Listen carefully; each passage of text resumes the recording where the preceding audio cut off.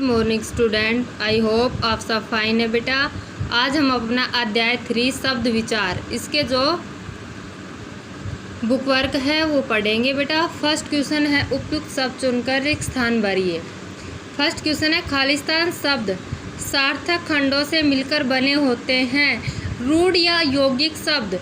तो बेटा यौगिक शब्द है वो सार्थक खंडों से मिलकर बने होते हैं। अगला है क्वेश्चन नंबर 2, खालिस्तान शब्द संस्कृत के मूल शब्द होते हैं, तद्भव या तत्सम शब्द। तो बेटा तद्भव शब्द संस्कृत के मूल शब्द होते हैं। क्वेश्चन नंबर 3 है पंकज खालिस्तान शब्द है, पंकज कैसा शब्द है, रूढ़ है या योग रूढ़ है। तो पंकज योग रूढ़ शब्द है। विकारी शब्द खालिस्तान होते हैं, परिवर्तनीय होते हैं या अपरिवर्तनीय होते हैं। तो बेटा विकारी शब्द परिवर्तनीय होते हैं, परिवर्तन होता है उनमें। अविकारी शब्द खालिस्तान होते हैं, जो बेटा अविकारी शब्द है वो अपरिवर्तनीय होते हैं, उनमें विकार नहीं होता, बदलाव नहीं होता। अगला है क्वेश्चन नंबर 2 बेटा, सही कथन के सामने सही तथा गलत के सामने गलत लगाना है हमें। फर्स्ट क्वेश्चन है बेटा विलोम शब्द परस्पर विरोधी अर्थ देते हैं, यानी कि विपरीत विरोधी उल्टा। तो ये हमारा राइट है। योगरूढ़ शब्द एक से अधिक सार्थक खंडों से मिलकर बने होते हैं, ये रॉन्ग है। रूढ़ शब्दों का खंड करने पर कोई अर्थ नहीं निकलता, ये राइट है। लाल अनेकार्थी शब्द है, ये भी राइट है। रोटी एकार्थी शब्द है, ये भी हमारा राइट है। आगे बेटा सही विकल्प के सामने सही लगाना है हमें। प्रत्येक समतंत्र सार्थक वर्ण समूह खालिस्तान कहलाता है, पद कहलाता है, शब्द कहलाता है, फिर क्रिया कहलाता है। तो बेटा सार्थक वर्ण समूह शब्द कहलाता है, ऑप्शन नंबर बी राइट है। शब्द और पद में अंतर स्पष्ट करना है हमें, बताना है कि स्पष्ट अंतर होता है, अंतर नहीं होता, या फिर कभी कभी अंतर होता है। तो बेटा स्पष्ट अंतर होता है शब्द और पद में। आगे देखो अगला क्वेश्चन है बेटा हमारा, शब्द के मूल में खालिस्तान निहित होती है, भाषा निहित होती है, ध्वनि होती है, फिर पुस्तक होती है, क्या निहित होती है। तो बेटा ध्वनि, ऑप्शन नंबर बी राइट है। सत्य बोलो, इस वाक्य में खाली 3 वर्ण हैं, 2 पद हैं या फिर 2 शब्द हैं। तो इस वाक्य में क्या है बेटा, 3 वर्ण हैं, स, त और ये 3 वर्ण हैं।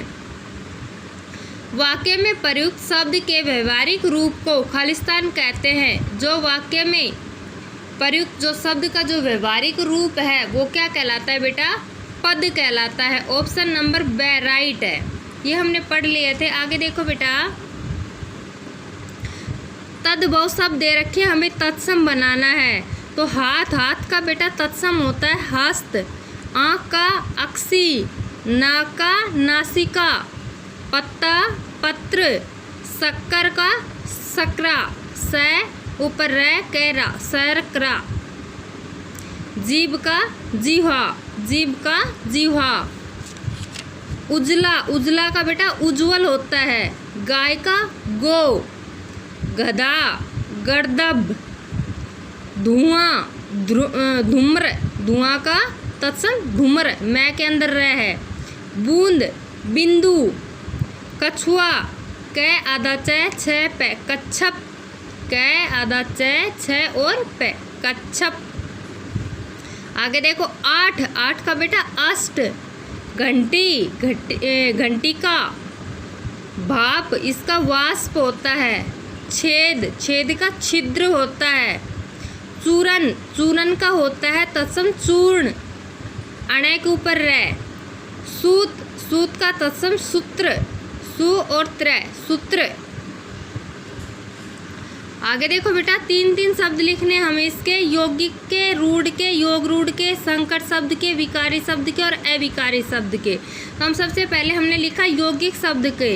एक लिखा हमने बेटा विद्यालय, प्रतिदिन और दूध वाला, विद्यालय, प्रतिदिन और दूध वाला। अगला है रूढ़ शब्द, इसका हमने लिखा दूध, गाय और रोटी।